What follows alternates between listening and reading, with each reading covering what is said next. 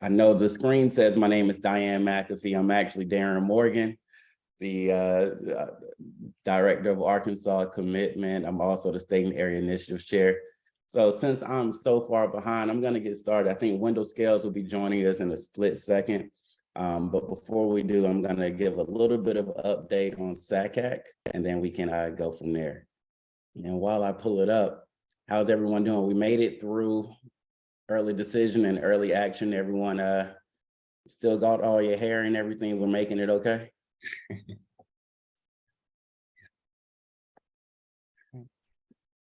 Let's see.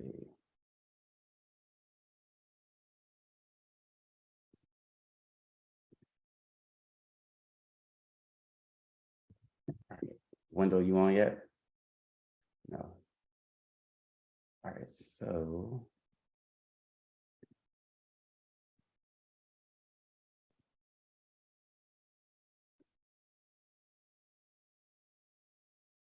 Thank you all again for bearing with me. Sorry about this.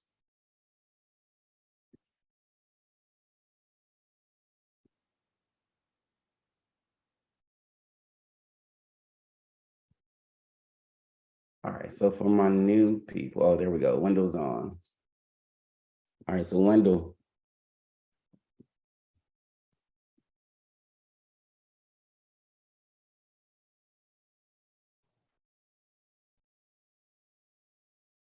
Oh. All right, so we had some technical difficulties, man. So you're first. So we're gonna let you kick it off. Well, hello everyone. Hope everybody's doing okay. My name is Wendell Scales. I don't know how much Aaron said, but I serve as the co-chair for government affairs with Jeremy Dickerson from Hendrix College. And our big push will be making sure that you all join us for Arkansas Legislative Day. And we have a time, a day. It will be March 2nd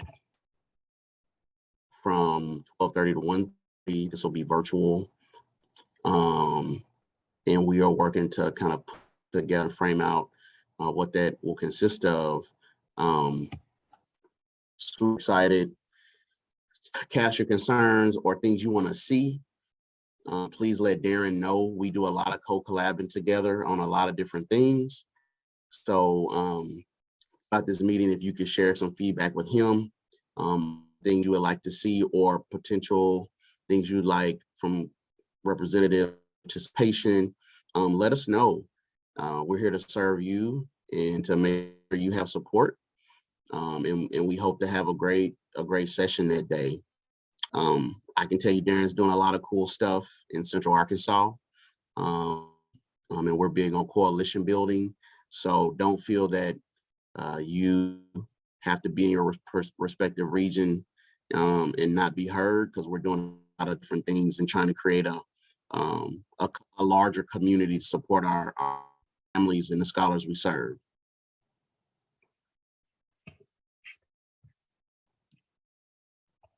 Can you hear me, Darren? Any questions for Mr. Scales? Before we let him hop off, he has to run to another meeting. And I know if not, all right, he put his email address in the chat. So thank you for that, man. Yeah, I gotta jump off, but please don't hesitate to connect with me. All right. All right, so thank you. I know we have UAMS on, so we're gonna let them go up next just to be respectful of their time. But the reason why I wanted UAMS on here is because the last time we met as a group, we talked about three major things that we wanted to see in our regions. One was we wanted to talk about the Arkansas Governor Scholarship and maybe their criteria for selection. We wanted to learn more about enrichment opportunities for our students, especially over the summertime. And then we wanted to talk about the SmartCore requirements. UAMS has been doing a great job expanding their program over the past couple of years to include regions outside of Little Rock and providing our students with opportunities to learn, especially our students that want exposure to the medical fields or scientific research. So we have, I thought it was just one, it looked like we brought the whole team of UAMS on here though.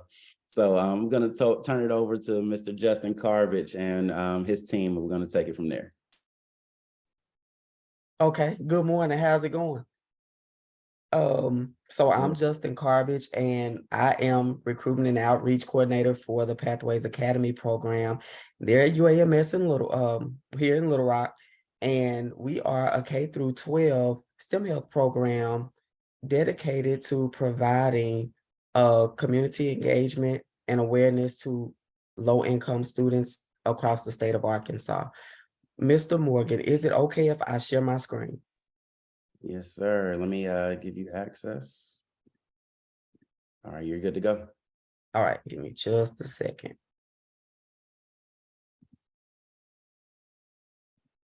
I hope Dr. Nelson does not mind me using her presentation this morning. Listen, I'm just here for support. Good morning. My name is Dr. Shanae Nelson, Executive Director, UAMS Pathways Academy.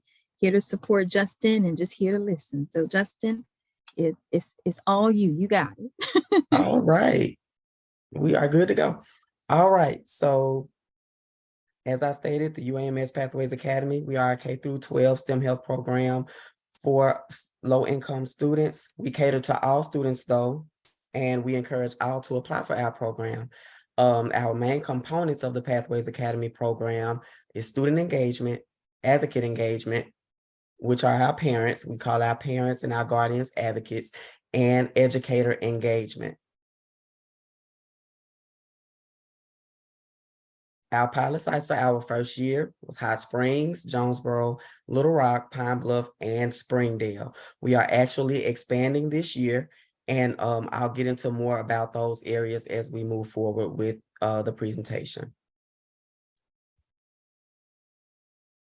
So the Pathways Academy program is a nationally awarded program. 2021 Inspiring Programs in STEM Award from Insight into Diversity magazine. Our target population, Pathways Academy scholars are students in grades K-12. As a term of state funded grant, students' families must be recipients of TANF, temporary assistance for needy families, or meet the eligibility requirements for TANF. Participants who belong to a minority group or historically underrepresented in health professions are also included in the target population. However, as I stated, this is our target population, but we do cater to all students and we do welcome all to apply for our programs. The Pathways Academy community partnerships, we have a number of partnerships. As I stated earlier, we are statewide, and so we look for partnerships in each of the areas where we are present in those local communities. We partner with U of A Division of Agriculture, Research and Extension, USDA, Big Brothers, Big Sisters of Central Arkansas, Arkansas Cooking, UAMS, Arkansas Workforce Centers, bringing people and jobs together, the Schmeeding Foundation in Springdale, Arkansas Minority Health Commission, Arkansas Food Bank, Usher's New Look, and so many others.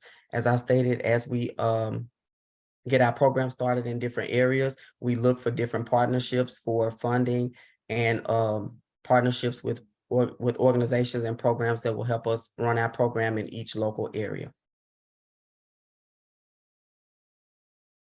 Our Pathways Academy programs. So we have our Junior STEM Academy, which is for grades K through 5. We have our Senior STEM Academy, which is for grades 6 through 8.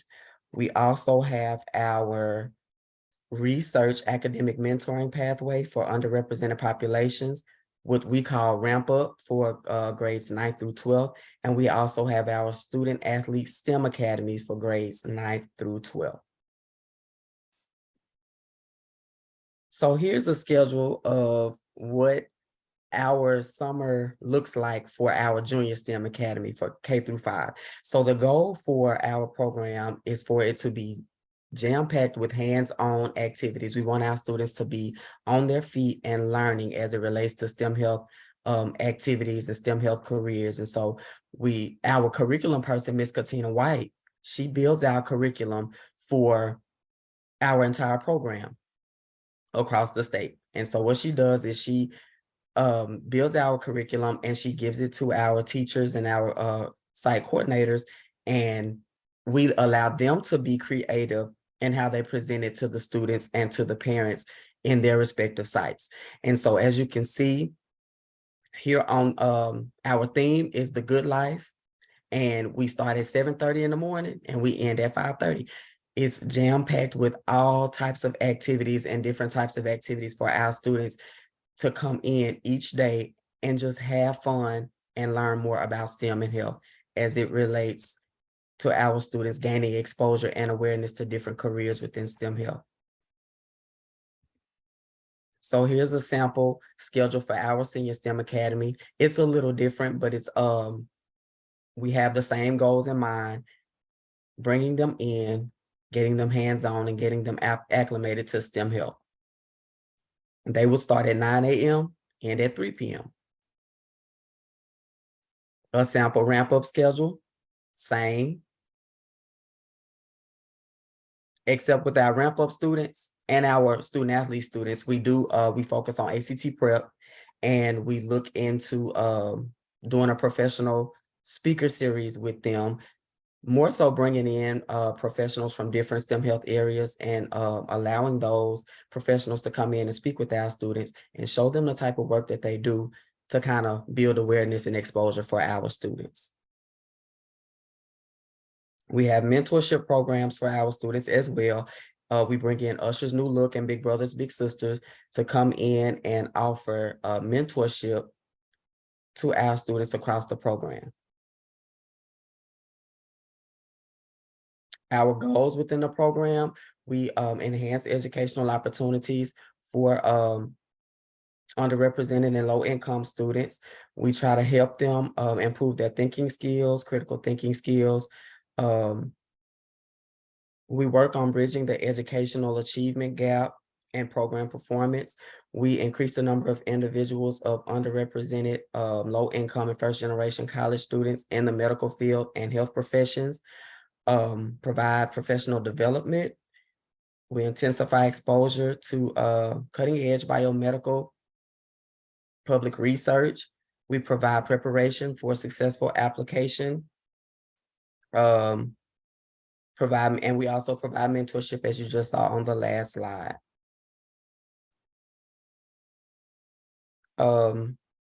Each year, as we move forward with our program, we track all information, all progress with our students, because we want to ensure that we're being intentional about our efforts and that we are helping them learn as they matriculate through school and they go to college. And so during reporting season, we're tracking all of that just to be sure that we are helping our students in the best ways possible. We want our students to be improve in different areas academically, not just STEM, not just health sciences, but we want to work with them across the board in English language arts and mathematics. We want to improve grades and GPA and test scores. We want to increase graduation rates, increase the number of students who pursue STEM-age careers, increase the awareness as it relates to STEM health. And we also want to increase the engagement of our parents and guardians across the state of Arkansas. And this was some of our data from the first year. We reached our numbers for the first year, which was really great. And as I stated, this first year, we were able to pilot our program in Pine Bluff, Little Rock, Hot Springs, and Springdale. And that's more performance data.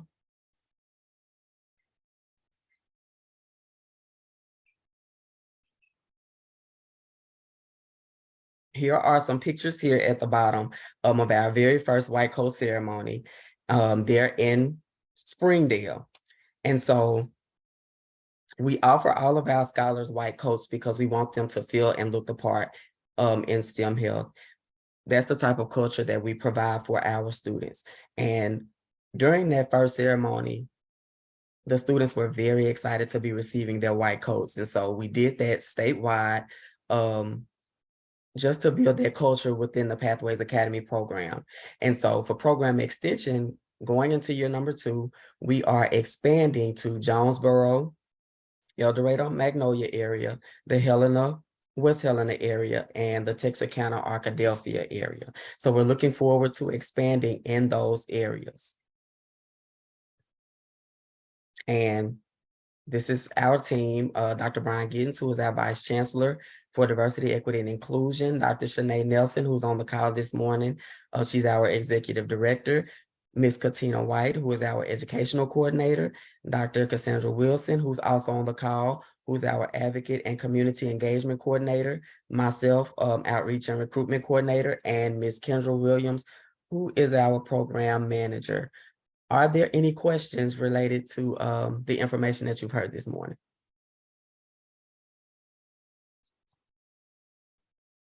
I don't think we have any questions, but if you could you drop the link for the applications in the chat for us? I most certainly will. All right, appreciate it. And I know we have Dr. Nelson and Dr. Wilson on the call, I'm sorry. Do you guys have anything you want to say before we move to the next segment?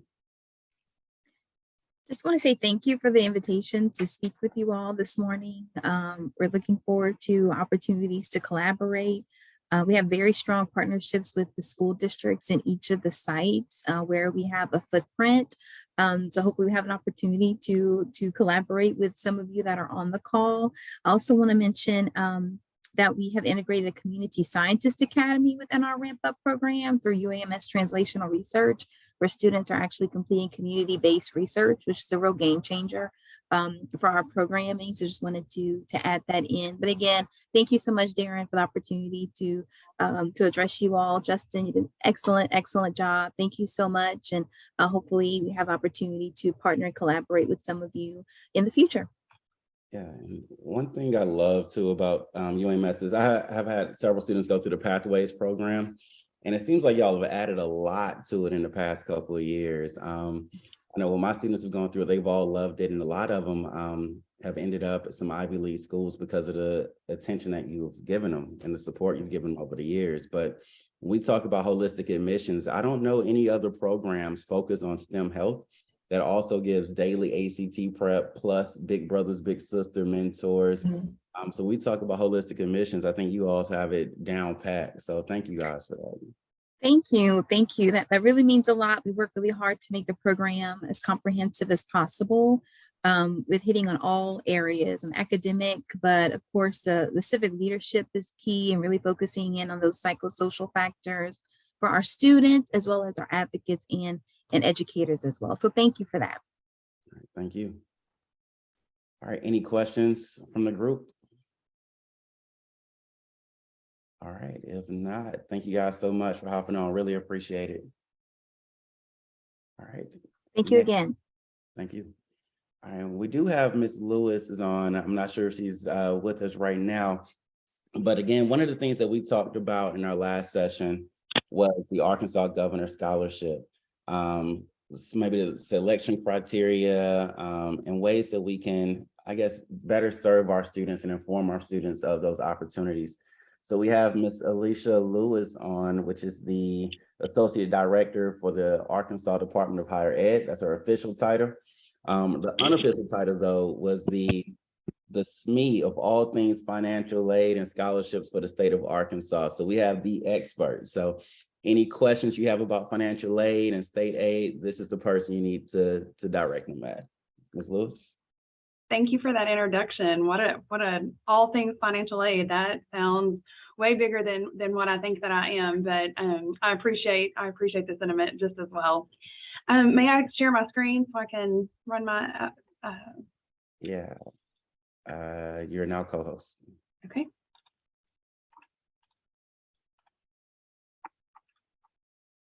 Okay, we've got walking here. Can you guys see that? Can you guys see the screen? Yeah, we can. Bitmoji of me? Okay. Bitmoji, I think that's funny because I was asked to present at a conference during the pandemic, and it was a virtual conference, and it was very sophisticated. I had like little rooms, chat rooms that I could go to, and they told me that I had to have a Bitmoji to present. And I was like, okay, no problem. I can use the one from Snapchat. And they were like, oh no, you can't use that one. You have to come up with a new one.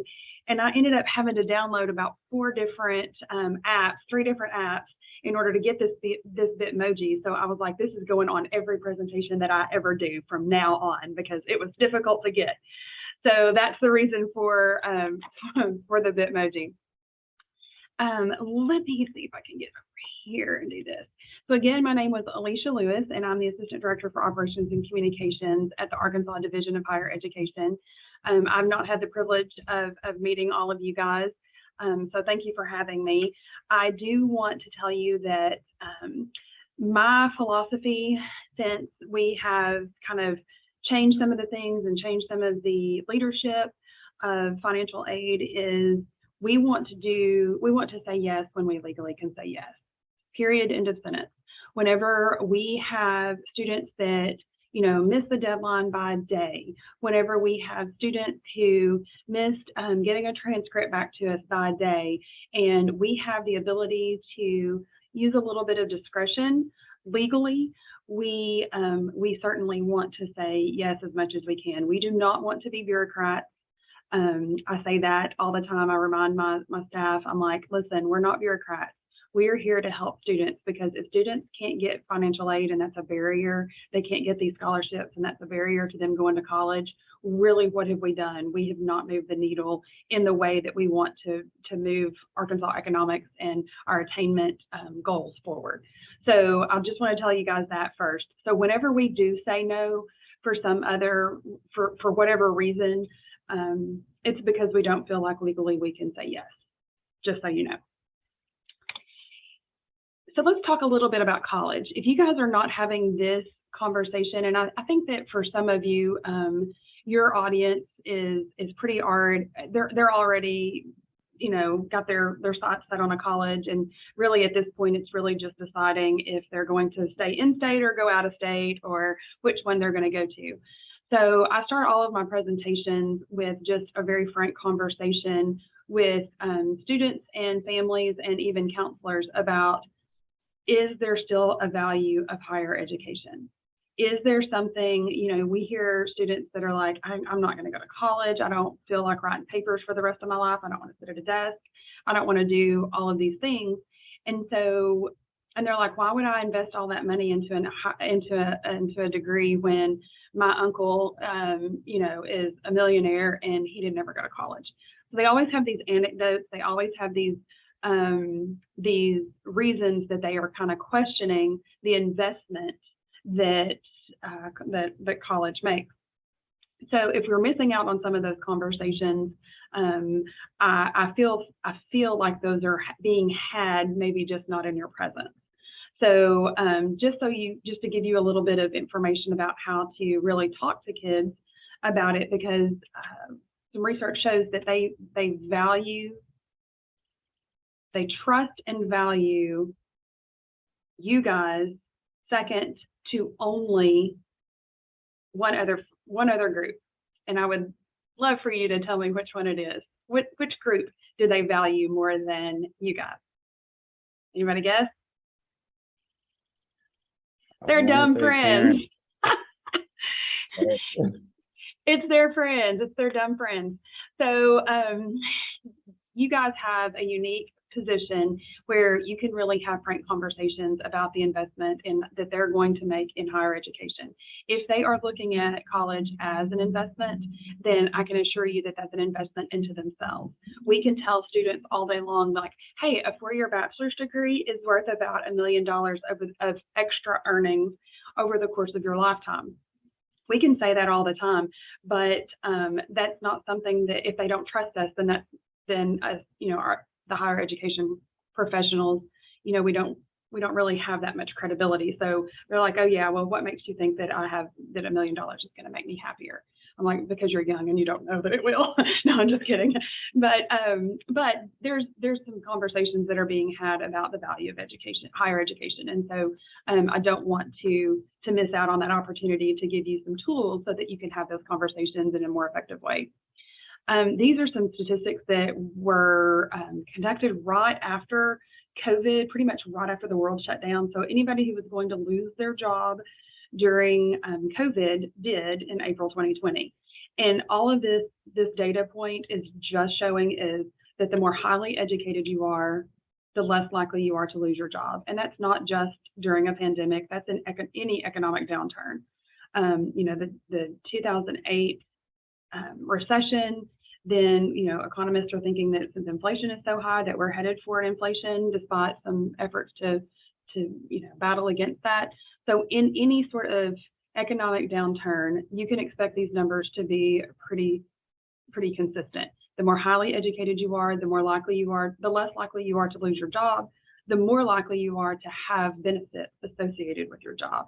So not only did these people with bachelor's degree, you know, not lose their job, but that also meant that they didn't lose their healthcare coverage, which was kind of important during a pandemic. They didn't lose their, you know, their personal time off. They didn't lose their retirement benefits and a sort of other benefits. So I just really like that because that's something that's really fresh with students.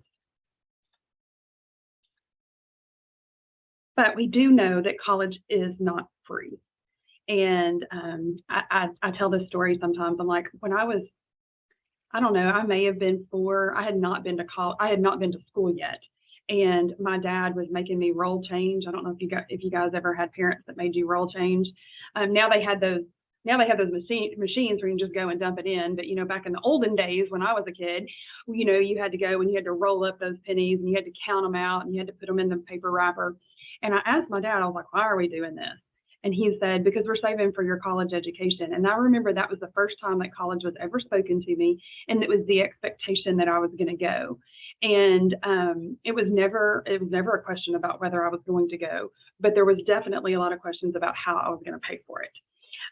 You can only roll so many pennies and you know, have that count towards your tuition. And unfortunately for a lot of families, they only have $3, like this little fun meme is. And even if they don't have $3, they could be, even if they have more than $3, they can be just wealthy enough to have all of their needs met, all of their bills are paid, and a few things that they want, and then still not have enough money or have only $3 to be able to put towards their kids' education. And we call those kind of the middle class, or we call them the wealthy poor, and they're too poor to pay tuition, but they're too wealthy to get any financial aid. So the things that I'm going to talk about a lot here are about scholarships. These scholarships are just state scholarships. They're just the ones that you're going to apply with the Division of Higher Education to receive. And but there are options as far as, you know, completing the FAFSA, getting the Pell Grant. There's going to be some changes that are being made to the FAFSA for applicants next year. So the juniors right now. And then hopefully we're going to be able to get some, it's not really strictly needs-based because there's going to be a merit component, but we have some legislation that we hope to get passed that's more of a needs-based aid. So students will be able to get a little bit more money based on what was considered the EFC, the estimated family contribution. So those are just some things that are coming up. So the first thing I want to talk about is the Governor's Distinguished Scholarship. I know that you guys have reached out, some of you have reached out to me about this, and so I just kind of want to go over all of these requirements with you guys. We've changed it a couple of times, and so it's actually been more opened up to students. It is Arkansas's most academically rigorous scholarship. It's for seniors who have a 32 super score on the ACT, and they also have to have a 3.5 academic grade point average. And so if they have a combination of those two things, then they obviously are going to qualify. Students who are named the National Merit Finalist, they can qualify without meeting the GPA requirement, but they still have to meet the ACT. So basically that ACT is the one that's, you know, kind of critical there. It pays for tuition, mandatory fees, room, board, all of those things up to $10,000 per year or $5,000 a semester. And last year was the first year that we had the FAFSA requirement for this scholarship. So that was a little new. And we got a little bit of pushback from certain parts of the state because they did not feel like they were adequately told that they had to do that. But I mean, it was legislated. It wasn't something that we did. So students do have to complete the FAFSA now. Whenever I say they have to complete it, that means that it's just a checkbox. It is not anything that happens on the FAFSA is no predictor of whether they're going to get this scholarship or not. It is just making sure that Arkansans are not leaving federal dollars on the table. Also new this year for the scholarship is the priority deadline is January the 1st. And the reason why we did that is because this scholarship was created by the legislature in the early 2000s, I think. And it was created so that students would get this scholarship and entice Arkansas's highest achieving students to stay in the state, to retain our talent in the state. And what was happening was we kept pushing that deadline back and kept pushing that deadline back. And sometimes these students were not even notified that they had gotten the Governor's Distinguished Award until like right before their graduation. And so these really high achieving students were not sure if they were going to get this award. They didn't get a lot of scholarships maybe from the institutions in state. Meanwhile, another university out of state, University of Alabama, was actually sending them a financial aid package before Christmas that said, hey, listen, this is your anticipated financial aid. This is your anticipated scholarship. Here's what you're going to owe. Come to roll the tide or whatever they wanted to say. And so we were really feeling a bit under pressure from these students that were leaving the state. And that was obviously not the spirit of the law. So we changed it a bit so that the priority deadline, January 1st, that means that the student has to complete the application on SAMS, which we'll talk about in a minute. They have to complete that application. If they already have that 32 ACT on their super score, they can go ahead and submit that application, make sure they have their ACT turned in if it's not already populating. And then, of course, that transcript, we require a 7th semester transcript. And I know that not all of those things will happen by January the 1st. So there's some leeway in there. You can go ahead and send the 6th semester transcript if you want, and then students can submit the 7th semester later. We're not going to award them without the documentation, but that is a priority deadline. That is not a hard and fast deadline. That is not for them to have all of their documentation in by January 1st. What that does, though, is it gives us an opportunity to go ahead and make some awards so that these students can know, hopefully in February, whether they're getting this award or not. It's substantial, $5,000 a semester, and it can make the difference between the student staying in state or going out of state. We do have a hard deadline of March 1st. That still exists. So if students are wanting to go ahead and apply for this scholarship, then what they should do is they should go ahead and complete the application on SAMS. If it asks you a question and say, what's your highest super score? It's real tricky right now on the new system. It says something like, what's your highest ACT super score? And in parentheses, it says not a super score. Put the highest super score in there. Even if they don't have that 32 yet, go ahead and tell them to put the 32 in there. And so that way they're going to be prompted to get the application for Governor's Distinguished. And they can fill that out, and then we're going to verify whether they get the 32 or not.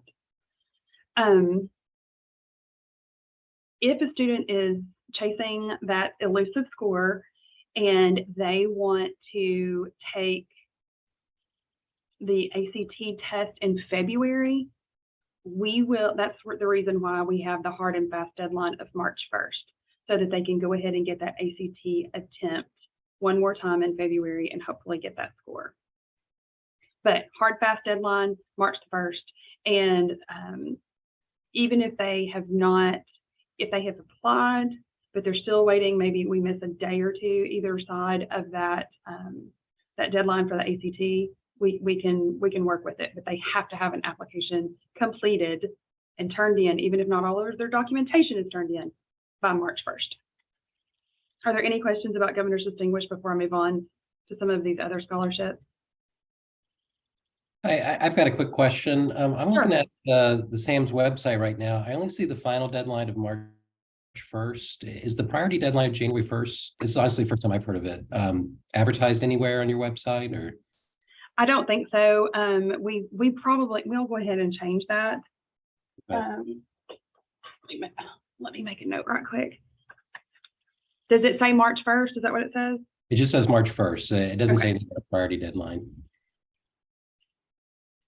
We'll add that priority deadline in there. Okay, thank you. But again, it doesn't have anything to do with awarding the student. It's just on the time frame. So the earlier they get their application submitted, hopefully, you know, the earlier that they're going to see if they qualify and get the scholarship. All right, thank you. Any others? One thing that I do want to add to is last year, it wasn't last year, in the 2021 general session, there was legislation that was passed for students who have parents who have an H-4 visa. That's a specific work visa, and usually it's pretty targeted to the type of work that that the parent is actually doing in the United States. And we have several of those students who are kids and their parents have that particular visa, especially in Northwest Arkansas. And then there's obviously some that also around the Little Rock, Central Arkansas area. And so if they have that particular type of visa, they can also qualify. Completing the FAFSA is just about impossible for these students because they don't have a social security number. And so sometimes whenever we're handling these students, we have to handle them very manually. So if you have a student that does qualify and they're trying to fill out an application and maybe they're running into some roadblocks as far as their social security number whenever they enter it into SAMS, and or they're not going to be able to complete the FAFSA because they don't have a social security number, their parents don't have a social security number, we kind of have to handle that a little bit manually. But if that's the case, feel free to reach out to me and we will make that accommodation. Okay, just a few more scholarships, and I'll go through these much more quickly because I think not a lot of these things have changed recently anyway. The ACT Super Score, we do take that for the Arkansas Academic Challenge and the Governor's Distinguished Scholarship. We have it set to where the AccuPlacer scores can be populated on Tri-End if a student is enrolled, obviously in a public school or a school that uses eSchool, but it's not really doing a data match yet. So that's not populating correctly yet. And then the super scores, that's ACT's. ACT's bad, if you just want me to just be completely frank, because they send us a copy of their super scores and then it oftentimes does not match what the student has on their student portal. So I'm not really sure where the disconnect is there. We've been trying to kind of sort through that. So if you have a student that says, hey, my score's not right on, and I'll show you on SAMS what that looks like, and they say, hey, listen, my score's not right, just have them take a screenshot of the ACT, their ID number, and then it's in a little bubble, it's in a little circle of their ACT super score, and you can just send that to us. There's also an option for students to be able to upload documents themselves. I'll show you guys that too on SAMS. Super excited about it.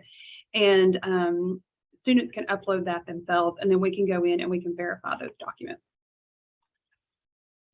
The Arkansas Academic Challenge Scholarship or the Arkansas Lottery Scholarship, those are both the same thing. If it's got challenge in the word, that means that it's being paid for with lottery proceeds. But students can select that they're a recent graduate, and when they select recent graduate, it's of a public school. There are some privates and some charters that do have access to eSchool, and they can share information that way. But if not, then they should just say, no, I'm not a private, I am not a public school graduate. And then they will be prompted to fill out more information because that information is not being data matched with the public school system, but they will be able to go through and complete the application. Don't use your high school email. I can't say it enough. I had a student from North Central Arkansas reach out to me. She was a junior in college, and she was petitioning her high school to open her email back up so that she could go in and create and make something happen on her scholarship system. And I was like, oh, sweetheart, I wish you the best of luck. Please remind your students not to use their high school email, because oftentimes whenever they graduate from high school, that email goes away, and that is our preferred, and not just our preferred, that is the legal way that we contact students regarding their scholarships. Awards are made typically beginning in May. The last 2 years, we've been able to have that awards are made before May for the scholarship, so that students are very likely to know that they have received it before graduation, because I know we like to brag on our students and give a total at graduation about how much scholarships were awarded to our seniors. Awards must be accepted. I cannot tell you how many times I hear students say, well, my counselor told me that I had to complete the application and that I got the application, but they didn't tell me that I had to accept it. Yes, you have to go in and you have to accept it. And I tell students all the time, think of this as your contract. Read your contract to know exactly what you have to do to keep your scholarship. Any scholarship you get, you need to read that. That's your contract. That's saying, yes, thank you for giving me this money. I'm going to use it. If I do all of these things, I'm going to get to keep it.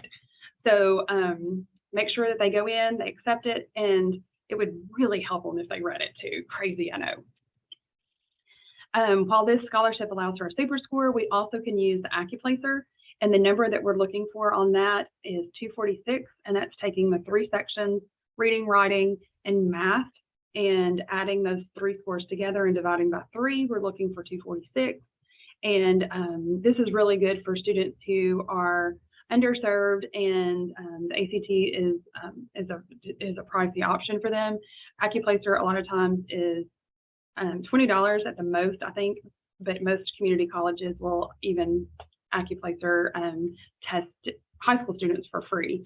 So if you have students who also have test anxiety and really struggle with that 4-hour Saturday test for the ACT, then this is an option too. Some institutions take the AccuPlacer as far as placement. I don't know that all of them use it for scholarships, but we do for this one. Students must complete 15 hours for 8 semesters for continued eligibility for this scholarship. On that first semester, we do allow students to enroll in 12 hours, their first semester after they have landed on a college campus. And if they do not enroll in 15 hours and complete 15 hours, they will go on probation, and those students have to either make up those hours in the next semester, and for a combined total of 30 hours every year after their first one, which is just 27, or they have to take it in the summer, and they have to send us a copy of the transcript in order for us to know that they completed that coursework. We're going to talk about this a little bit later, but students with concurrent credit can appeal for the higher award amount, and they have to complete what's known as the freshman forfeit form. And this is for students who already have 27 hours, and they have the option of getting the higher award amount, you can see on that chart, instead of just the $500 a semester. So, but what they're doing is they're actually giving that away. And we're going to talk a little bit of, I'm going to go through some scenarios that I think will be very helpful for you guys in helping students make the determination about whether they need to do this or not. That's coming up in a minute. Actually, let's just go ahead and talk about it now. Let me go ahead and get through. Okay. So when students complete the forfeit form, these are not my friends, they're friends of my oldest. So we had a situation where she had 30 college credit hours when she graduated from high school. And she called me and she said, Ms. Alicia, do I need to waive my freshman award amount? And I said, well, do you want to go to grad school? And she said, I don't know. I can't really think about it right now. I did not get as many local scholarships as what I thought that I was going to get. And she said, and then my university, I didn't really qualify for very many university scholarships. And she said, I really need the $2,000 a semester in order to just make it onto the campus. And I said, yes, ma'am, you got it. So what we did was she completed the form and she waived the award. Now, students who should not forfeit their freshman award amount another friend of my son's, and she had 30 hours, but she knew she wanted to go to grad school. In fact, she wanted to go to medical school, UAMS. She wanted to go to medical school, and she said, I know I'm going to use my last 2 semesters of where I'm getting the biggest aid. Remember, that was $2,500 a semester. She said, I know I can use that for graduate school. Plus, I did get a lot of local scholarships, like the Rotary, the Kiwanis Club, and a lot of times family members, of course, will have a scholarship in honor or memory of somebody. And she said, I got a lot of these local scholarships that are only good for 1 or 2 semesters. So she chose to apply those and go ahead and take that $500 instead of getting that higher award amount. And then she preserved the highest award amount, her senior award amount, that $2,500, so that she could use that when she's going to grad school. Those last 2 semesters can be used for grad school. So you can kind of see both ways. I always tell students, like, if this is the difference between you being able to go to school and not go to school, we're going to waive $1,000. We're going to make sure that you can go ahead and get the increased award amount so that you can go ahead and land on the campus. One other caveat for students who should not forfeit their freshman award amount, and that is students who may have graduated high school with an associate degree. And let me tell you why. Depends on what their associate degree is in. If it is in like general studies and they have an AA or an AAS, then they're asking if they should award they should forfeit their freshman award amount. That's probably a good and fine thing. Kind of goes back to those other reasons that I was talking about earlier. But if they have an AAS, an Associate of Applied Science, which means that they probably have taken a lot of technical courses, those technical courses will, and then they decide, oh, look, I've got an Associate of Applied Science in welding. I can weld with TIG, MIG, and small, and metallurgy. I mean, I can do all these things. So I have this Associate of Applied Science, and now I decide that I want to go and get an industrial engineering degree and use the skills that I've learned in order to help me with my job, my career. Well, a lot of those courses are going to transfer, but they're going to transfer in as electives. So students who are maybe switching from a technical education to a more bachelor degree focused education, that they are going to need their aid for all of their 4 years or 8 semesters. If they're switching, even though they have an associate degree, those courses are not going to fit into their degree plan if they're moving forward, if that makes sense. Any questions on freshmen? Who should forfeit, who shouldn't? Okay, let's go back and talk a little bit about, I don't know what my time's looking like, just a few more minutes. Our Future, that is a scholarship. It's actually a grant, and it's designed to increase the skills and education of Arkansas's workforce. It is available on all of the 22 two-year college campuses. It is also available on a few four-year college campuses who offer an associate degree or less. So eligibility is based on the degree programs. So students have to be enrolled in one of the eligible degrees or certificate programs.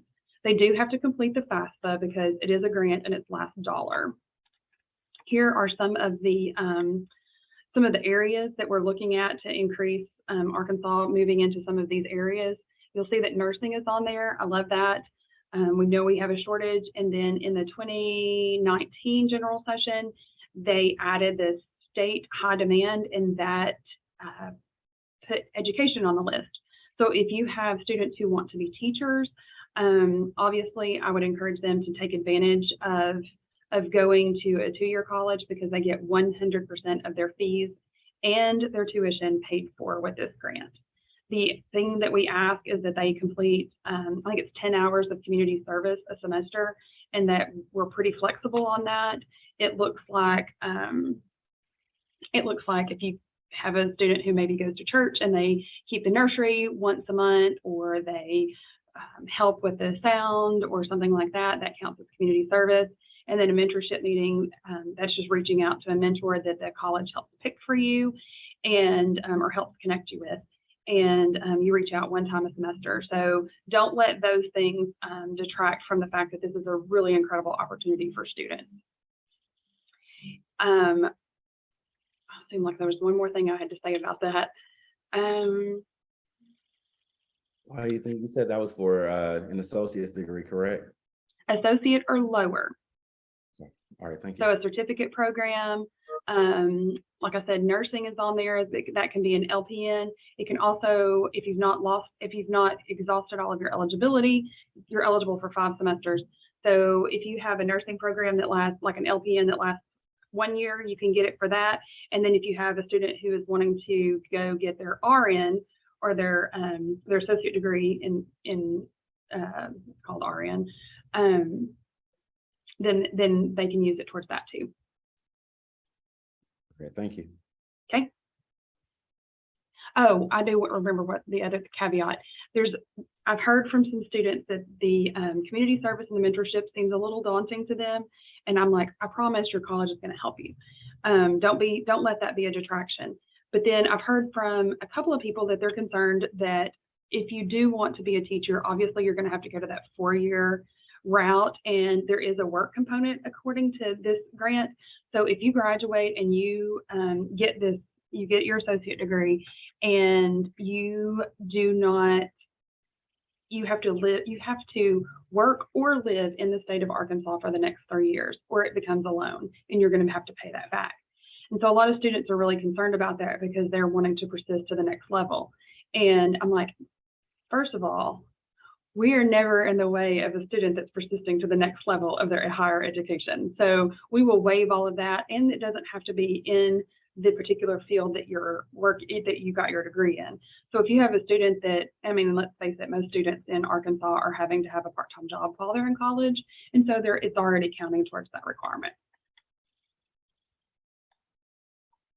Another one is the workforce challenge, and of course, because it has the word challenge in it, that means it's paid for with lottery proceeds. And this is for high demand areas. It's based on the program of study similar to Our Future, but it is focused on 3 different areas: IT, healthcare, and industrial maintenance and technology, industrial maintenance and manufacturing, sorry. And so if you have a student who wants to go into cybersecurity or something like that, a lot of times they're looking to get some of these certificates before they ever even get to the degree, before they ever even get to like a 4-year bachelor's degree. And so these are some opportunities for students to be able to get some funding for those sorts of things. And then like industrial maintenance, that's a program that is available on a couple of our 2-year college campuses. CDL, if a student wants to learn to be a truck driver, that's always in a high demand area. $800 doesn't always go very far with a CDL program because it's kind of an expensive program. Those diesels are pricey. So, but these are obviously it helps, number one, and it's obviously for like Arkansas public colleges and universities, simply because if you're like going to like a JB Hunt or some sort of private school, then obviously this wouldn't qualify. Here's just a little breakdown about Arkansas lottery. There's legislation that says you cannot get 2 lottery funded scholarships at the same time. So you can get Arkansas Scholarship Lottery and Our Future. You can get Our Future with Workforce Challenge, but you can't get the 2 challenge scholarships simultaneously. And just a quick plug for career pathways. If you have students who are already parents, this is an incredible opportunity for students to be able to have all of the barriers, or as many barriers as possible, removed to their college entrance and their college success. So, I mean, people write their dissertations all over America about how well Arkansas does with their Career Pathways initiative. So it's on all of the 22 2-year college campuses and a couple of technical centers. And we're actually looking forward to broadening that to a few 4 years who offer associate degree programs. So it's an incredible opportunity for students who are already parents so that they can really get a degree, get some education, get some skills needed to be able to earn a family sustaining wage. Here's just a couple of deadlines. I know that one of our colleagues reached out to me earlier about not being on our website. So you might want to go ahead and take a little snapshot of that one. And I'll need to too, and put it back on our website. But January 1st, the priority deadline. The one thing I don't have in here is that March 1st hardcore deadline for Governor's Distinguished. And then February 13th, we kick off a FAFSA campaign. And that campaign is just, if students get to February and they've been kind of putting off all of their applications and not really sure what they want to do, not really committed either way, then in February, we really try to push those students to go ahead and complete the FAFSA, just so they can see that college may be a possibility for them when they didn't consider it before. July 1 is the deadline for all of our other scholarships. And it is the hard and fast deadline. You cannot create an application after that. So students who are like, oh, well, I just missed the deadline by one day. I'm like, we've already shut it down. Like, well, you cannot complete an application. You can get in and send in your documents a little bit after that, but you have to actually have the application already done by July 1st. All right, just a couple of screenshots of the new application system. It's Student Application Management System. And sometimes I use the word Scholarship Application Management System. So, you know, I'm not really sure which one it stands for. We're going to go with both. It's called SAMS, and where it says Ready for College, that was what we thought we were going to call it first. And now that says SAMS where it is. But it's super easy. It's way easier than Universal. If those of you who were familiar with Universal, it died, or I should say that we sent it to live on a farm upstate, maybe something like that. But anyway, in September, it was no longer useful or usable. And now we have SAMS, and that was opened on October 3rd, sorry. It is mobile responsive because kids be doing that thing on their phone all the time. So that is super cool right here. They can actually, this is what it's going to look like. And then moving forward with some of these little screens, it's very easy for students to go in and you can see where they can change their college that they're attending, because obviously that's where we're going to send their money. You can see right there where it says my scores. They can see their ACT score, and if that's incorrect, then they obviously know that they have to contact us. It has all of the things that if they need to change their demographics, all of those things can be seen on the SAMS portal. I think they could really be seen on the Universal portal before, but who knows? It was harder to find anyway.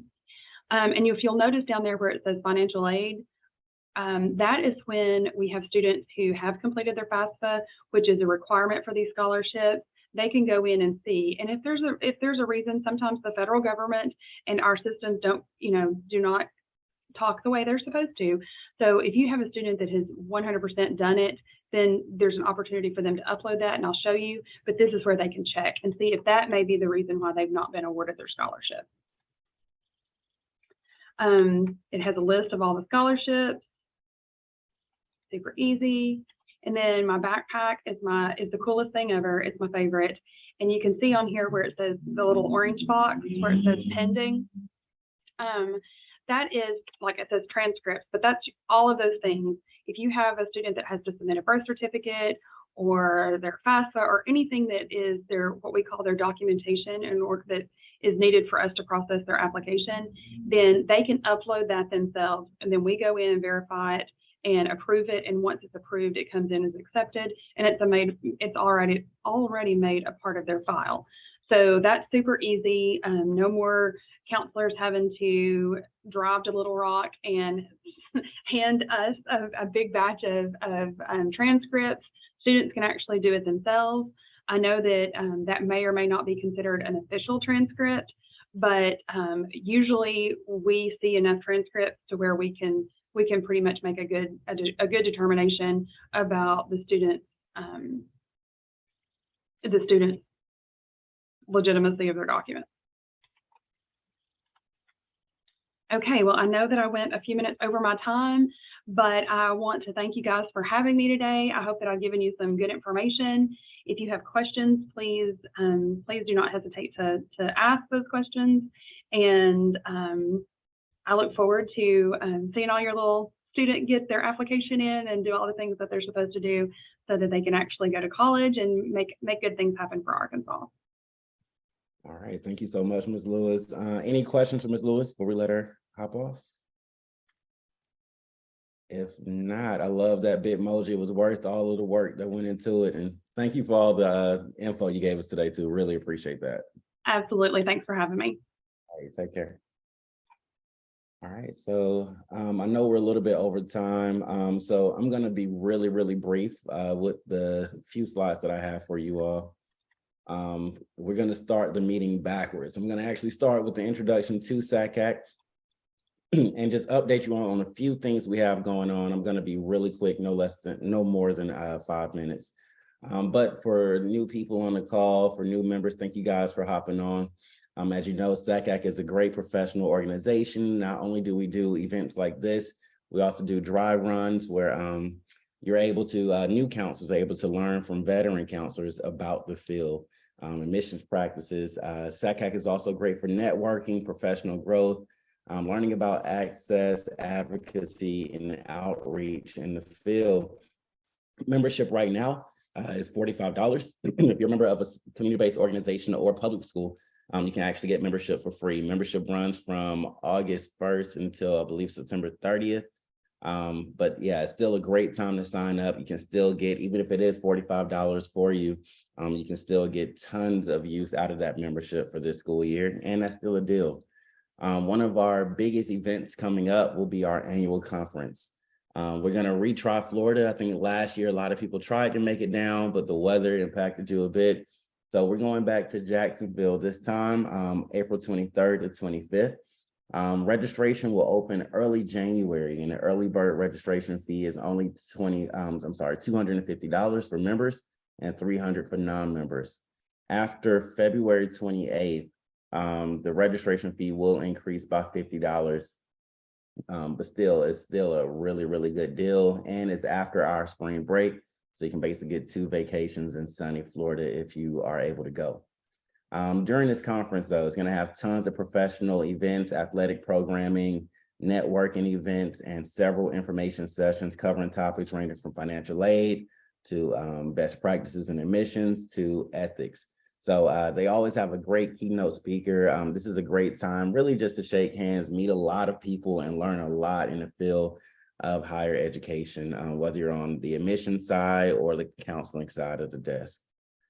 If you are interested in being an exhibitor at the event, booths are only $750, and that will serve for 2 days, April 23rd as well as the 24th. It's first come, first serve, so please get those in as soon as possible if you are interested. Counselor Participation Fund is a great way to get these type events paid for.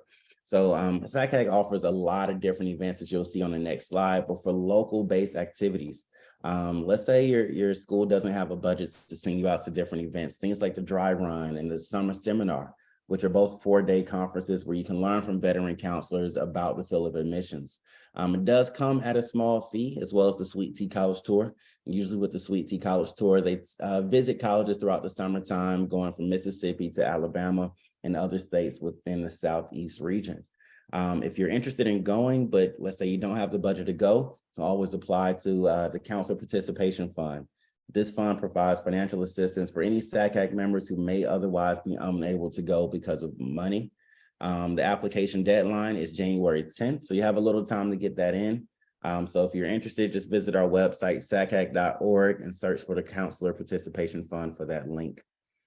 And here's a few of the nationwide organizations or events that we do have. We see the summer seminar, the dry run, as well as the drive-in.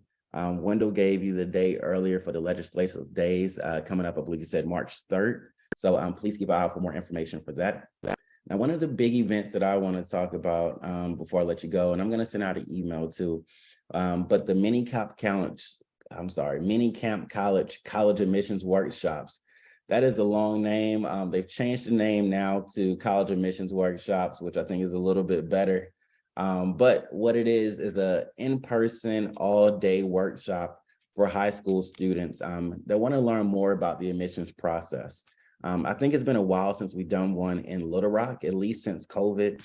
And I think this would be a great year to get back to that. I know with the CAPS, the Private School College Fair is happening in the spring this year. I would like to get together a committee to put one on a college admissions workshop on around the time of the CAPS Fair, since we will have a captive audience with college admissions counselors in state. Again, I'm going to send out an email to try to see if we can get a committee together that would be willing to put that on. But we have a couple of ideas already as far as what we can do.